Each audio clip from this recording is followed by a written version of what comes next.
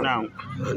To, Baba, salamu alaikum. Za mu so farko mu san sunanka da kuma mukaminka a wannan gari. To, assalamu alaikum. Na'am. Rahmatullahi wa barakatuh. Sunana Aliyu Muhammad. Na'am. Kuma ni ne limamin Juma'ar garin nan. Limamin Juma'a. Nan gari. Na wannan gari na Karnaye. Karnaye. Na'am. Ita Karnayen nan tana ƙarƙashin wace karamar hukuma ne? Tana ƙarƙashin hukumar Dutsen. Na'am.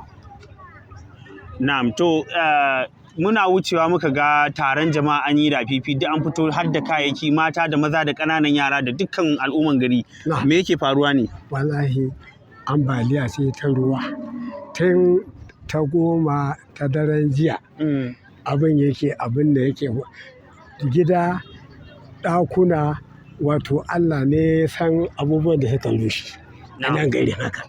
Akalla kana ganin mutanen da suke zaune a wannan gari sun kai kamar wani adadi a kintace? To, a kintace a kyale su a 3,000. Na'am, mutane 3,000. A kintace. Kuma kana ganin yanzu gidaje da suka samu wannan ibtila'i sun kai guda nawa? To, wannan wallahu alam.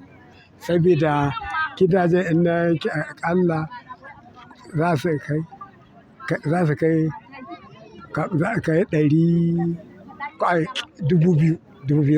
Wato za a samu kamar kashi 2 cikin 3 waɗanda duk suka samu waɗannan matsala. Duk waɗannan da kowanne ba. A yau ɗin nan sai dai mu kwana.